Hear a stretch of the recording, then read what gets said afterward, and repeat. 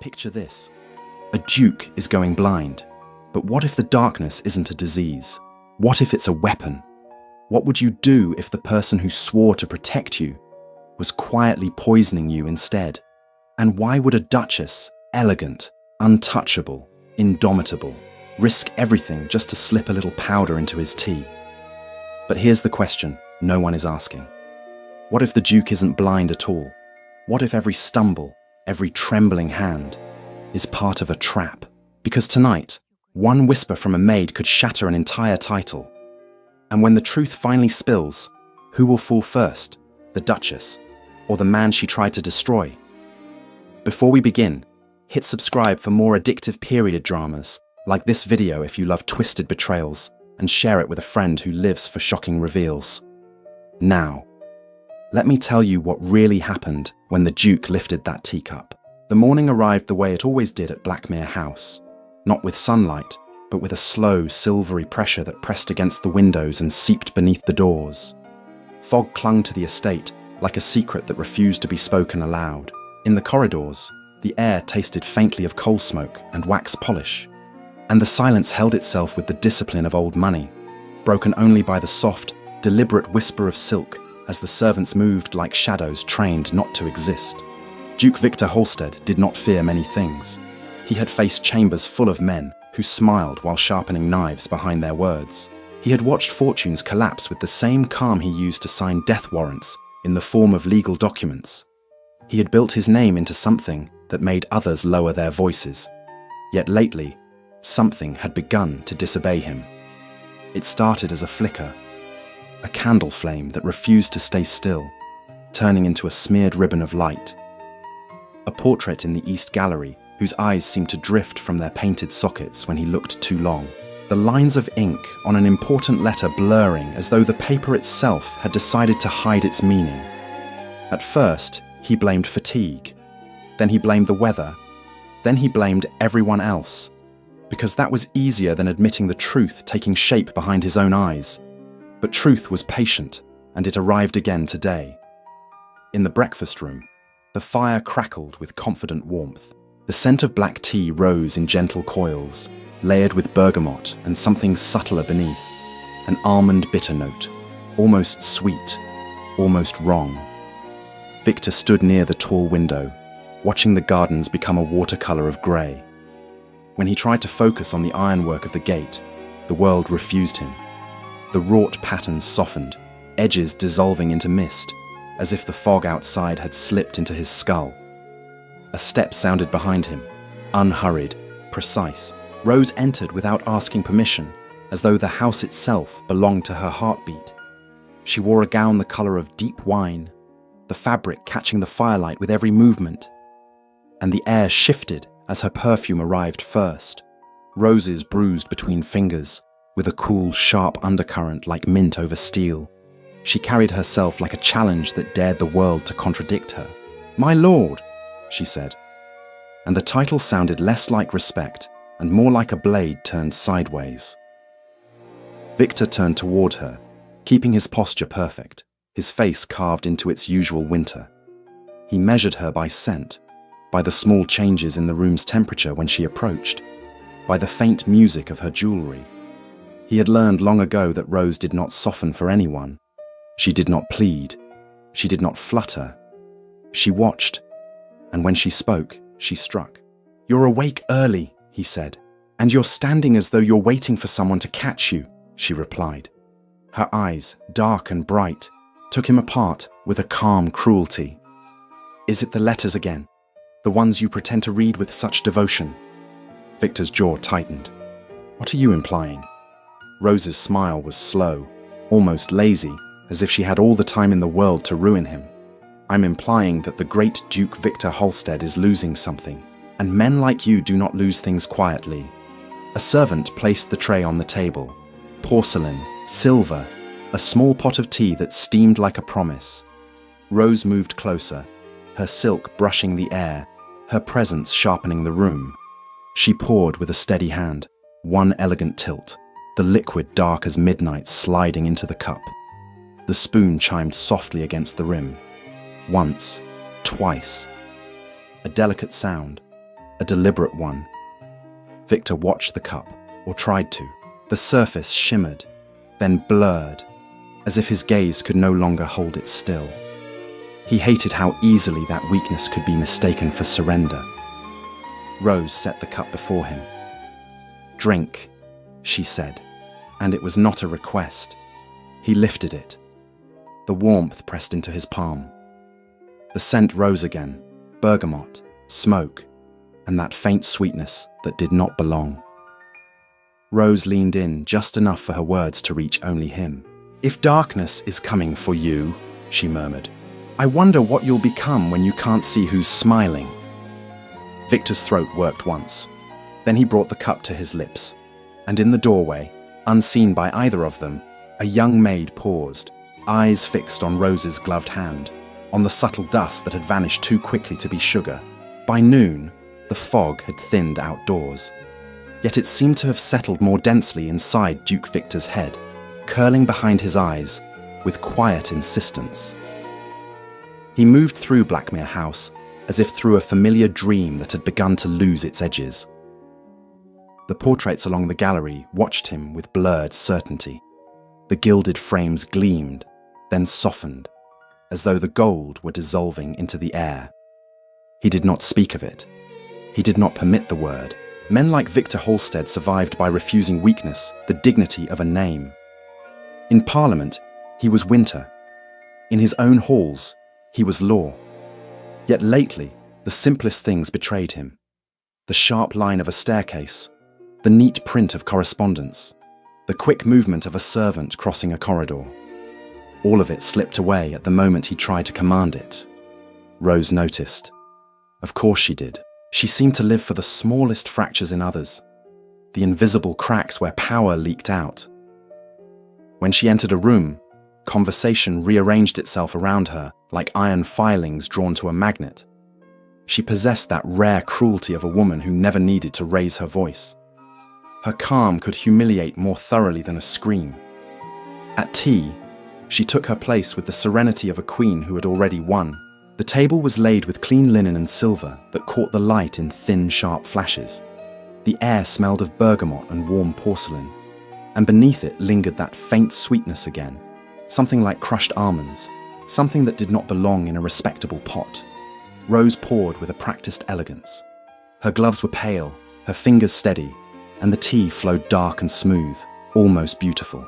She spoke idly of social invitations and distant cousins, of dresses ordered from London and the petty scandal of a baronet's indiscretion. The words were harmless, the cadence was not. Each sentence felt measured, as though she were counting time. Victor listened more than he looked.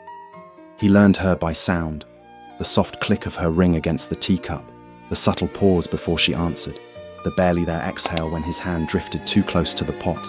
He hated that he had to listen this way. He hated that the world was forcing him into a lesser posture. "Your physician came again," Rose said, stirring once. The spoon kissed the porcelain, delicate, bright. "He seems to think rest will cure you." Victor held his own cup without drinking. Heat seeped into his palm. "And what do you think?" Rose's smile arrived slowly, like a curtain being drawn back. "I think men are most honest when they're afraid." Her gaze pinned him with effortless precision. "Tell me, Victor, are you frightened?" He could have lied. He had lied for sport, for strategy, for survival. Yet something about her made lies feel childish, as if she could taste them on his tongue before he spoke. Rose had always been indomitable, never pleading, never bending. She challenged the world because she believed the world owed her an apology. "I'm not frightened," he said, and the words came out colder than intended. "How noble," she murmured. "How exhausting." Victor's vision wavered as she leaned closer, her perfume sharpened, roses pressed hard enough to bruise. She watched him as if he were a page she was turning. For a heartbeat, her gaze flicked down, too fast, too practiced, toward the rim of his cup. Then she said, softly, "Drink." The command carried a strange intimacy, the kind that belonged in a marriage only if love had curdled into ownership. Victor lifted the cup. The scent rose again, sweet and wrong. He held it near his lips, and Rose's attention narrowed, keen as a blade. Across the room, a maid approached to clear a plate. Young, careful, nearly invisible, trained to exist without being noticed, yet her eyes caught on Rose's hand. On the precise moment her fingers brushed the pot's lid, on the faint dust that clung where no dust should. The maid slowed. Her breath seemed to stop. Victor drank, and the tea slid warm down his throat, pleasant for a heartbeat, until the bitterness bloomed behind it, and the room shifted slightly, as if the floor had become a gentle sea. Rose watched him over the rim of her own cup, calm as a storm contained in glass. And the maid, trembling with sudden understanding, realized this was not a sickness taking the Duke. It was a choice someone was making for him. The house kept its secrets the way it kept its silver, polished, locked away, and guarded by rules no one dared question aloud. Yet secrets always found the warmest places to breathe. And at Blackmere House, warmth lived in the kitchens, where ovens sighed, kettles sang, and the air carried the honest sense of yeast, onion, and smoke. Eliza stood near the scullery door with her hands tucked tight into her apron, as if fabric could hold her steady. Her heart beat too loudly for such a disciplined world. She could still see it, Lady Rose's gloved fingers, the quick tilt of the lid, the pale dust falling like a blessing gone sour. She had served tea 100 times. She had sweetened cups, warmed trays, memorized the rituals that made the aristocracy feel immortal. But that powder had not been sugar. Around her, the other servants moved with practiced indifference. A cook chopped herbs with ruthless rhythm. A footman polished a tray until it reflected his worried eyes. They talked in fragments, never full sentences, never names spoken too clearly, as though language itself might betray them. 3 girls in 2 years, murmured Mrs. Hargreaves, the housekeeper, without looking up from her ledger. The scratch of her pen sounded like a warning. Dismissed for clumsiness, sent away for insolence. One of them took ill. Eliza swallowed. Took ill how? Mrs. Hargreaves's mouth tightened. In the way that leaves questions behind and answers buried. Best not to collect either, if you value your place. Eliza did not answer. Her throat was dry, and the kitchen heat did nothing to soften the chill lodged under her ribs. She had always been good at being invisible. It was a talent forced into the poor, to pass through grand rooms without disturbing the air, to hear without reacting, to notice without being noticed. But noticing could be deadly. She waited until the noise shifted, until the cook stepped away, until the footman carried the tray out, until even the rats seemed to hold their breath. Then Eliza slipped toward the pantry where the tea caddies were kept, and she did what she had never dared before. She opened the tin meant for the Duke. The leaves inside looked ordinary, dark curls, fragrant, expensive. Yet when she inhaled, that faint sweetness lurked beneath again, thin as a lie. Her fingers trembled as she touched the rim. Nothing visible, nothing that would condemn anyone. That was the genius of it. How clean it could look while ruining a man one sip at a time. A floorboard sighed behind her. Eliza froze so completely she felt carved. "Put it back," came a voice, low and flat. She turned. Mrs. Hargreaves stood in the doorway, eyes narrowed, not cruel, not kind, simply hardened by years of surviving other people's storms. For a long moment, neither of them spoke. The kitchen seemed to dim around the silence, as if the house itself leaned closer. "I saw something," Eliza whispered. Mrs. Hargreaves took one careful step forward. Seeing is not the same as proving, and proving is not the same as living through what follows. "Eliza," another voice called from the hall, a crisp, sweet sound that made the blood drain from her face. Lady Rose's laughter drifted in behind it, light as champagne, sharp as shattered glass. Mrs. Hargreaves moved with sudden speed, closing the pantry door between Eliza and the sound. "If you've decided to be brave," she murmured, "be brave in the right direction." Eliza's nails bit into her palms. "The Duke is changing. He can't read the letters. He stares through people. He..." "Stop," Mrs. Hargreaves said, and for the first time, fear cracked her composure. If you speak that in the wrong ear, you'll be gone before nightfall. Eliza's chest tightened. Gone. The word carried weight in this house. Gone was not always a carriage to another position. Gone was silence. Gone was the cold edge of the lake at dawn. Gone was an empty bed no one asked about.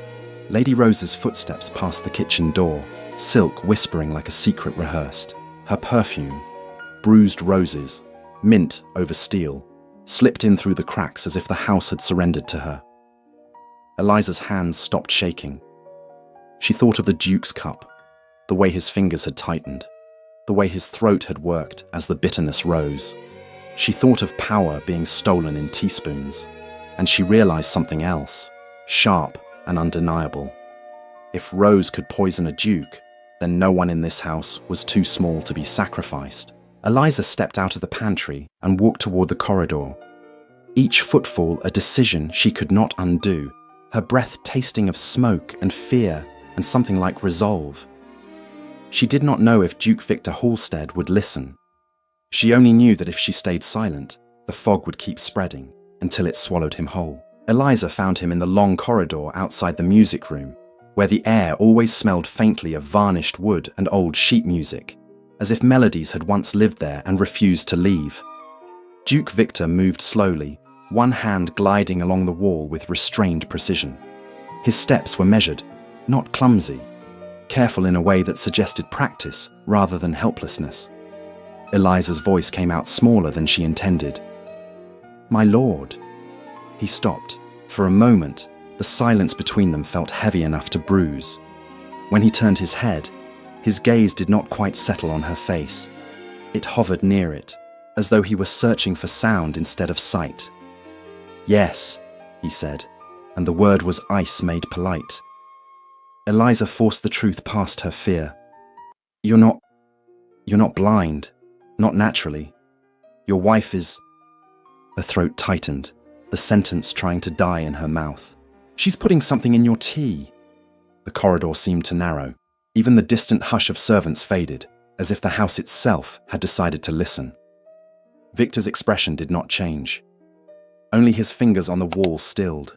The smallest pause, too controlled to be surprise, too sharp to be nothing. "That is a grave accusation," he murmured, "and grave things have consequences." "I saw it," Eliza said, breath trembling. "A powder, pale, not sugar, not spice." She tipped it in as if she'd done it 100 times. A soft sound floated behind Eliza, silk dragging over stone. Rose's voice followed, smooth as warmed honey, cold as the knife inside it. "Have you now?"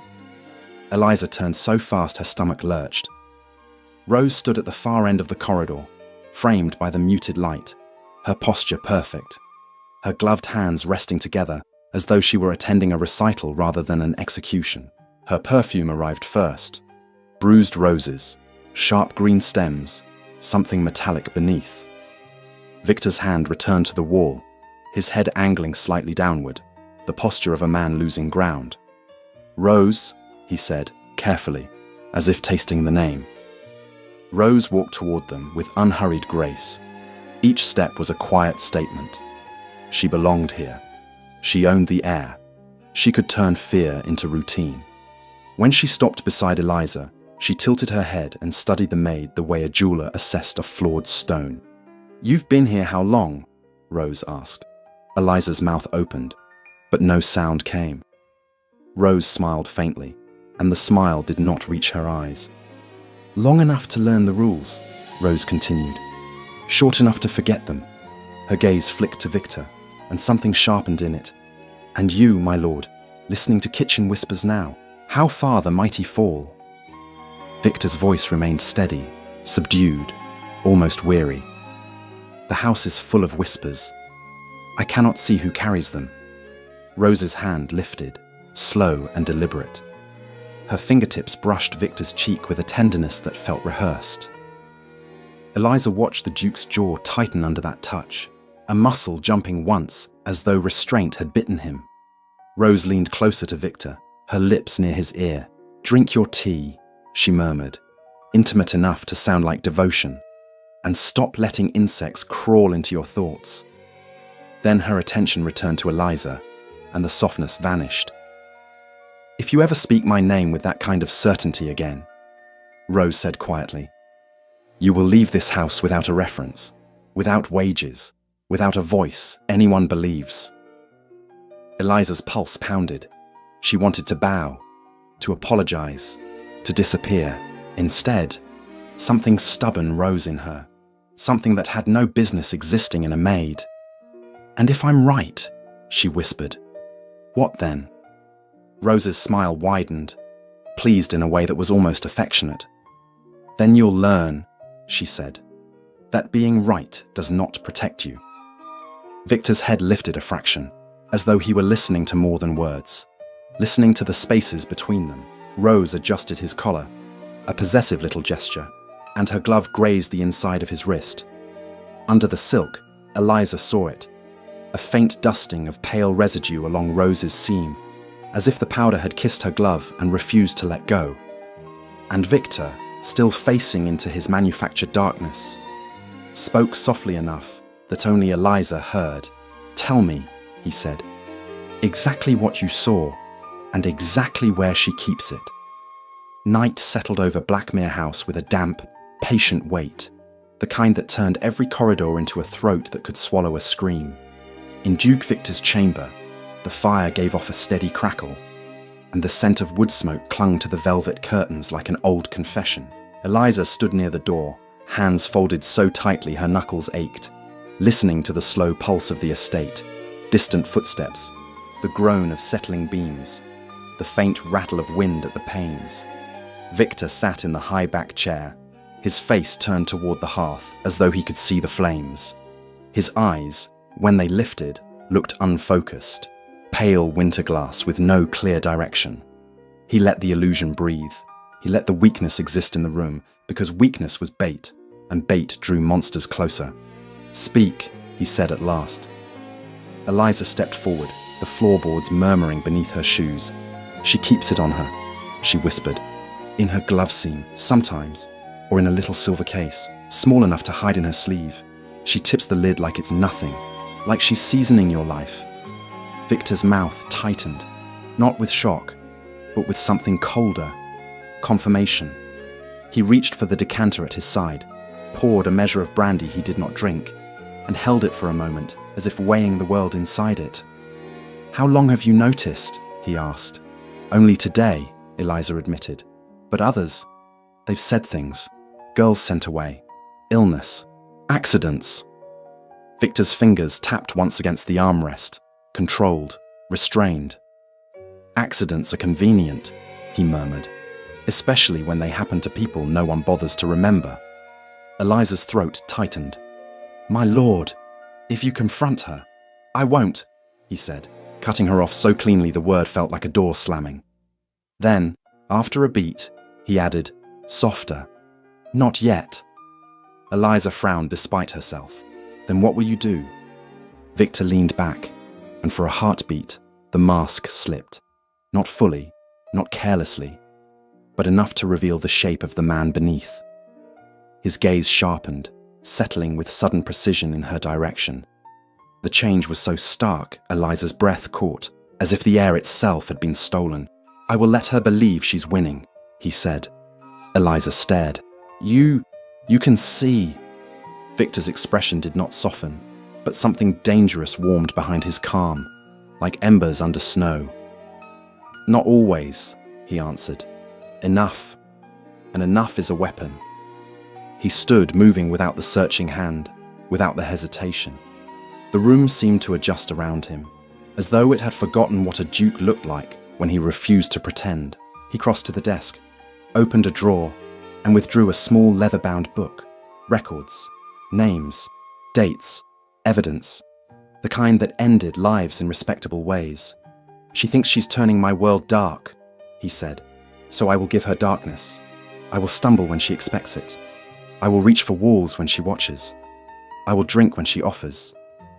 And I will make my body betray me on schedule." Eliza's skin prickled. "But the powder, I won't swallow enough to fall. Victor replied. And when she isn't looking, you will replace my cup, every time. Do you understand? Eliza nodded, fear and purpose tangling inside her. Yes, my lord. Victor's jaw flexed, a hard line under candlelight. Good, because if she wants to poison a duke, she is not doing it for sport. She is doing it for control, and control means there is a reason.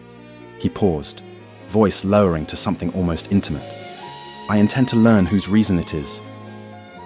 A faint sound drifted from the corridor outside. Silk, slow footsteps, unhurried as confidence. Victor's face turned back into winter. His eyes softened into the vacant stare of the blind. He angled his posture just so, leaning lightly as if fatigue had claimed him. Eliza felt the hairs rise on her arms. Rose was near, and Victor, wearing helplessness like a crown, whispered without moving his lips, "Now we begin." The invitations had been sent weeks ago, embossed and cruelly confident, as if paper could command the weather. Yet the night of the Holstead ball arrived wrapped in mist so thick it seemed the sky had lowered itself to eavesdrop. Carriages rolled up the drive with wheels hissing over damp gravel, and laughter spilled out in bright, brittle bursts. People announcing happiness the way they announce status, with volume and polish. Inside Blackmere House, heat and perfume fought the cold. Beeswax and crushed flowers, brandy and powder, wool dampened by fog and the sharp, clean bite of starched linen. The air carried too many secrets for one evening, layered like fabric, silk over velvet, sweetness over steel. Rose moved through it all as if she had invented this world. She wore pale stones at her throat that caught light like frozen water, and her gown whispered with every step, soft, relentless, refusing to be ignored. She offered smiles the way one offered a gloved hand, beautifully, without warmth. Indomitable, unapologetic, she did not shrink to fit the room. She made the room shift to accommodate her. Victor entered at her side with measured restraint, his cane tapping lightly, his gaze distant, his mouth carved into calm. The great Duke, made fragile by fate, so the guests would think. Sympathy hovered near him like an eager parasite. Men softened their voices, women tilted their heads, eyes shining with the hungry pity reserved for powerful things beginning to break. Rose fed that pity with elegant cruelty. She guided him as though he were an ornament she owned, steering him into conversations, letting him pause in just the right places, allowing his silence to be interpreted as suffering. When someone murmured, "How dreadful," Rose answered with a serene smile. "It is dreadful," she agreed, as if the word meant something pleasant. Victor listened to everything. The rustle of gowns, the click of cufflinks, the soft scrape of shoes on polished floor. He measured distance by echoes and breath, by the way voices shifted when Rose moved closer, by the way the room tightened around her confidence. He felt her presence like a hand on the back of his neck, guiding, controlling, savoring. They danced because society demanded it. Rose's hand rested on his shoulder with perfect lightness, yet her fingers pressed just enough to remind him who held the reins in public. Her other hand lay in his, cool through gloves, her pulse calm as a woman who did not fear consequences. "You're quiet," she murmured, close enough for her perfume to blur thought. Roses bruised, a clean green edge, and something metallic that promised pain. Is it because you can't see their faces? Or because you finally understand what it feels like to be at someone's mercy? Victor's jaw flexed. He kept his voice low, controlled. "Do you want mercy from me?" Rose's laugh was soft, delighted. "No," she said. "I want the truth, and you've always hoarded it like coin." He stepped when she stepped, turned when she turned, playing the role of a man learning his own limits. Yet once, only once, his grip tightened at her waist, firm enough to make her breath hitch, and for a heartbeat the mask of helplessness slipped into something else, something precise, something awake. Rose stilled. Her gaze sharpened, not frightened, but thrilled, as if she had been waiting for proof that the lion still had teeth. Around them, conversation swelled again, unaware of the quiet war being waged in inches. A footman passed with a tray of porcelain cups, steam rising in delicate curls. The scent of tea threaded through the heavier perfumes, bright at first, then sweet, faintly almond, faintly wrong. Rose's hand lifted, graceful as a benediction, and she took a cup herself. She turned back to Victor, her smile serene enough to fool saints. "Drink," she whispered, placing it into his hand like a vow. Victor raised it slowly, letting the room watch his trembling fingers, letting pity bloom in the faces he pretended not to see. Rose watched closest of all, her eyes glittering with patience. And somewhere behind the music, Eliza felt the night narrow to a single question. How many sips would it take before the Duke stopped pretending, before the Duchess stopped smiling, before the fog finally claimed its prize? Victor's fingers closed around the porcelain as though it were merely warm, merely harmless, merely another ritual meant to soothe the fragile. The cup sat light in his hand, yet it carried a weight no china deserved. Steam curled upward, scented with bergamot, clean, respectable, and beneath it, that whisper of sweetness again, thin as a lie and twice as persistent. Rose watched him over the rim of her own cup, unblinking. In the crowded room, voices rose and fell like tides. Flattery, envy, laughter sharpened into gossip. Yet Victor heard only the precise spaces between sounds, the pause before a remark, the swallowed breath after a compliment, the way people leaned closer when they believed weakness had finally entered the Duke's bones. He let them believe it. He let his shoulders droop by a fraction. He let his grip tremble exactly once, as if the world were slipping away and he were too proud to admit he could not hold it. Rose's smile barely shifted. She was indomitable, even in gentleness, even in deception, even in marriage. She did not plead for his trust. She demanded his submission with the calm certainty of a woman who had never been denied. "Drink," she murmured again, soft enough to feel like a private vow. Victor lifted the cup. The heat kissed his lips. He took a sip, small, measured, controlled, just enough for the room to see him obey, just enough for Rose to taste victory in the air. The tea slid down his throat with familiar comfort for a heartbeat. Then the bitterness unfurled behind it, blooming slowly, expertly, as if the poison had manners. The floor did not tilt yet, but something inside him softened, a faint loosening at the edges of thought, a gentle blur, a persuading darkness. It was not the violent strike of arsenic. It was worse. It was patience. It was erosion. He swallowed and let his lashes lower as though exhaustion had claimed him. He let his mouth part as if he were struggling for breath. He even let his hand tighten around the cup, knuckles whitening, as though he were losing control of his own strength.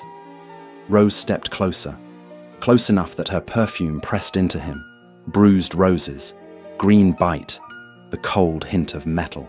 Her gloved fingertips brushed the back of his hand, a touch that looked tender to strangers and felt like possession to him. "There," she whispered. "Good." Victor's pulse kept steady by force of will. He set the cup down with care, as though he feared dropping it. His head angled slightly, listening, listening, always listening. Then he heard it, the smallest sound of all. A second cup being lifted. A single swallow, so quick it almost hid itself. Rose drank too, but only a fraction, only a token gesture meant to disarm suspicion. Yet the sound was wrong. It was the sound of certainty, of someone who knew exactly how much danger lived in a single mouthful. Victor's mind sharpened through the haze. Antidote, tolerance, preparation. She was not gambling. She was executing. Across the room, Eliza stood very still, hands folded, face pale beneath the warmth and lights. Her eyes were fixed not on Victor, but on Rose's wrist, where the lace cuff shifted with movement. For a fleeting instant, Victor caught the faintest glint, metal hidden under fabric, a tiny clasp, a concealed case.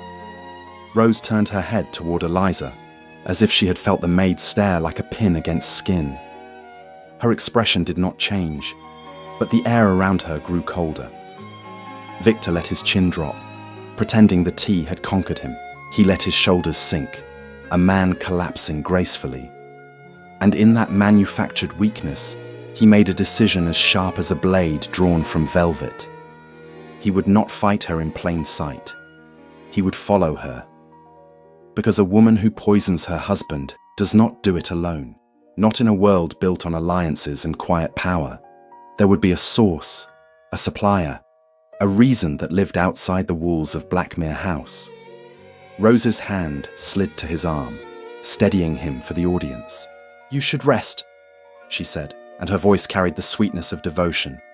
Victor gave her what she wanted, a slow nod, a shallow breath, the illusion of surrender.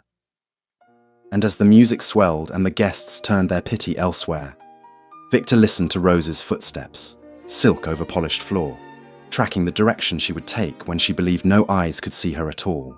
Rose left the ballroom the way a blade leaves a sheath, silent, certain, and already pointed at something unseen. Victor followed at a distance, wearing his weakness like a tailored coat, letting his cane tap too softly, letting his steps hesitate just enough to appear harmless.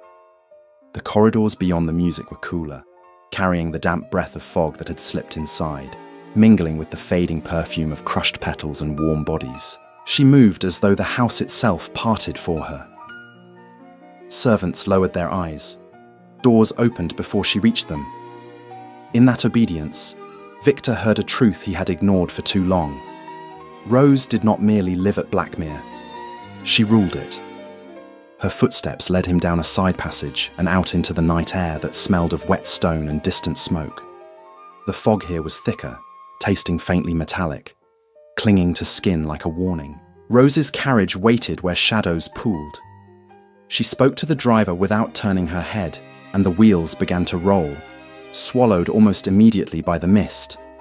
Victor signaled Eliza with the smallest motion of his fingers. They did not chase. They followed. The town lay below the estate like a different kind of world. Narrow streets, soot-dark brick, lamps glowing weakly through the fog as if ashamed of their own light. The air grew sharper with each turn. Coal, damp wool, stale ale, and the bitter sting of chemicals that did not belong to respectable noses. Rose's carriage stopped near a modest shopfront tucked between a cobbler and a closed chapel. There was nothing grand about it. That was the point. Grand places were watched. Small places were ignored. Rose stepped inside without hesitation. Victor waited until the door closed behind her, then approached with Eliza close enough to breathe, but far enough to remain a shadow.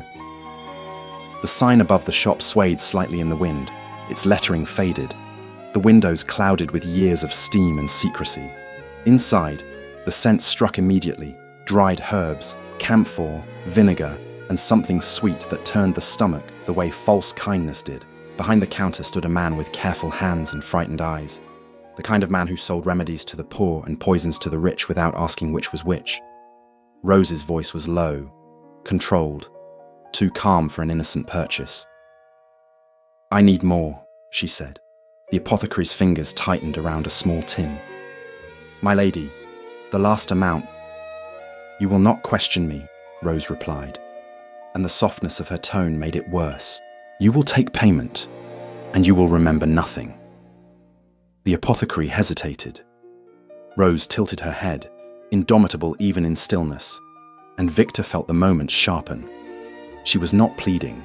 She was deciding whether the man in front of her was worth sparing. Then Victor stepped forward, letting his cane scrape the floor. The apothecary's face drained of colour. "Your Grace," he stammered, eyes darting to Victor's unfocused stare, to the rigid set of his shoulders. I didn't know." Rose did not flinch. She turned slowly, and her gaze found Victor with immediate clarity, as if she could see through his act by instinct alone. For a heartbeat, the fog outside seemed to press against the glass, eager to hear. "How devoted," she murmured. "Following your own wife." Victor's mouth stayed cold. "What is in the tin?" Rose's smile curved, elegant and lethal. "Something to help you rest." she said. "You've been so tired lately." The apothecary swallowed. His eyes flicked to Rose, then away, like a man deciding which monster would hurt him less. Victor heard it in the man's breath. Fear of Rose was older than fear of a duke. And then Rose lifted her gloved hand toward Victor's face, almost tender, almost intimate, until her fingers paused at his cheekbone, the lightest touch that felt like a threat dressed as affection. "Be careful," she whispered, so softly only he could hear. "If you keep pretending to be blind, you may miss what's standing right in front of you." Blackmere House held its breath for the dinner Victor announced the following evening, as though the walls themselves understood the difference between celebration and sentence. The table was set with ruthless elegance, white linen drawn tight, silver aligned like soldiers, crystal waiting to catch light and turn it into glittering evidence. The air carried roast and wine, beeswax and winter, and beneath it all, that faint, treacherous sweetness that had tried to rewrite Victor's senses. They arrived in pairs and polished clusters, men with careful smiles, women with eyes sharpened by boredom and ambition. A discreet magistrate took his place as if he were merely another guest. A physician sat with his hands folded, face calm. Yet his gaze moved like a cautious animal.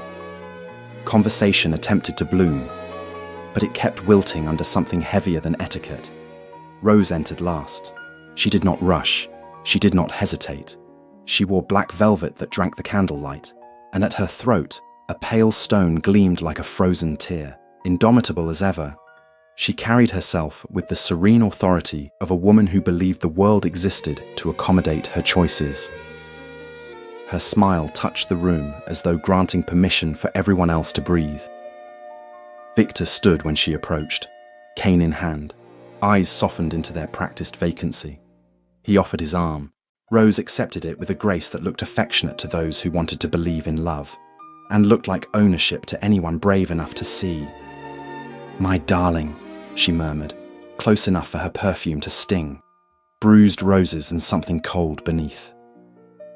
A dinner with witnesses. How thoughtful. Victor's mouth did not move much when he replied, "We are a respectable house." Rose's gaze lingered on his face, measuring, searching for fractures. "Yes," she said softly, "respectable." The meal began. Courses arrived like chapters. Laughter tried to return, thin and obedient, but it kept catching in throats. Victor said little. He listened. He waited. He watched without appearing to watch. When the final course was cleared, he spoke at last. "Tea," he said. A servant stepped forward with the pot. Victor's hand lifted slightly. One small motion, almost nothing. Eliza, stationed behind the sideboard, moved with careful precision, switching cups as they had planned, her fingers steady despite the tremor in her chest. Rose noticed the tray, her attention sharpened like a drawn blade. Still, she smiled and reached for the pot herself, as if to reclaim the ritual as her right. "How devoted you are," she said, and poured. The tea streamed dark into Victor's cup. The scent rose, bergamot, warmth, and that whisper of sweetness beneath. Rose handed it to him with a calm that dared the room to doubt her. Victor held the cup. Let the silence settle. Let every eye turn to his trembling hand. Then he looked up, truly looked. His gaze snapped into focus with the clean cruelty of truth. The vacant softness was gone. The room seemed to tilt, not from poison, but from realization. The great Duke Victor Halstead was not drifting into darkness. He had been waiting in it. Rose's smile faltered for the first time, a tiny crack in perfect porcelain. Victor set the cup down without spilling a drop. "Lady Rose," he said, voice low, steady, lethal. "Tell them what you have been putting in my tea." A murmur rippled through the guests. The physician's posture tightened. The magistrate's eyes narrowed. Rose recovered quickly, too quickly. Indomitable even when cornered, she lifted her chin. "My husband is unwell," she said with velvet sweetness, "and unwell men imagine enemies." Victor's hand slid across the table. A small silver tin appeared near his fingertips, placed there as if by fate itself. "Do they imagine this as well?" he asked. Rose's gaze flicked to the tin, then back to him, her composure hardening into something colder than calm. "Careful," she whispered, barely moving her lips. "You are playing with stories that can ruin you." Victor leaned in just enough for the firelight to catch the edge of his eyes. "I am the story," he replied. "And tonight, you are the scandal." Rose's breath caught, small, furious, before she smiled again, sharp and bright, like a woman reaching for her last weapon. "Then you should ask," she said softly, "who taught me to do it?" Silence did not fall at Blackmere's table. It thickened. It became a living thing, pressing against throats and forcing every breath to sound like confession. Candlelight trembled in the crystal, turning wine into rubies and faces into masks. Somewhere beyond the windows, the fog leaned closer, patient as fate. Rose sat very still, as though stillness were sovereignty. Her hands rested lightly beside her plate, gloved fingers calm, chin lifted, eyes bright with a defiant, elegant contempt, indomitable even now. Especially now, she did not beg. She did not collapse into tears to be forgiven. She simply watched Victor with the cold poise of a woman who would rather be ruined than seen as weak. Victor stood at the head of the table, the cane set aside like a discarded lie. He did not raise his voice. He did not need to. Power did not shout. It decided. "You heard her," he said to the magistrate, the physician, the guests whose curiosity had dressed itself as concern. "She admits intent, and she claims instruction." A murmur tried to stir, but Rose cut through it with a soft laugh that tasted of steel. "Instruction," she repeated, savoring the word. "As if I were a foolish girl who stumbled into wickedness." Victor's gaze held her, steady, merciless, and for one brief heartbeat. Wounded, the crack was small, almost invisible, the way ice fractures before it breaks. Only Rose would have noticed it, because Rose had spent their marriage searching for the places he hid warmth. "Tell me," Victor said, and the question came out like a verdict. "Who?" Rose's smile widened, sharp and brilliant. "No," she replied simply. "If I name them, I die in a way that won't make headlines. If I don't, I may live long enough to be remembered." The physician shifted, uneasy. The magistrate's pen hovered. Guests stared as though witnessing a rare animal choosing teeth over escape. Victor's fingers curled once, then relaxed. Control, always control. "You won't be remembered for cleverness," he said quietly. "You'll be remembered for trying to blind a duke." Rose leaned forward a fraction, and the velvet of her sleeve whispered against the linen. "And you," she murmured, "will be remembered for marrying the wrong woman." The words landed with a private cruelty. For a moment, Victor's composure threatened to falter, not because he feared scandal, but because some part of him had once wanted to believe she was more than strategy wrapped in beauty. That part of him recoiled now, as if touched by flame. He inhaled slowly, the scent of tea still lingering like a ghost. "You will not leave this house tonight as my wife," he said. "You will leave as Lady Rose, stripped of my name and every shield it ever offered you." The guests exhaled like a single creature. Rose's eyes flashed, anger, triumph, grief, all braided together too tightly to separate. Still, she did not plead. "You can exile me," she said, voice soft as silk, "but you cannot erase what I taught you." Victor stepped closer, the candlelight catching the hard line of his jaw. "You taught me the cost of mercy," he answered. Then, lower, only for her. "And you taught me that I should have seen you sooner." Rose's throat moved once, a betraying swallow. She masked it with a smile that looked like victory and tasted like poison, as servants moved to open doors and summon carriages. Rose rose with composed grace, as if leaving were merely another entrance. She paused beside Victor, close enough for her perfume to press into him one last time. Bruised roses and cold metal, and she whispered, almost tenderly, You think you won? Victor did not look away. I know what you tried to do. Rose's smile tilted, faintly pained, faintly proud. And you will never forget, she said, because you finally learned how darkness is made. Victor's voice was steady, but something inside it burned.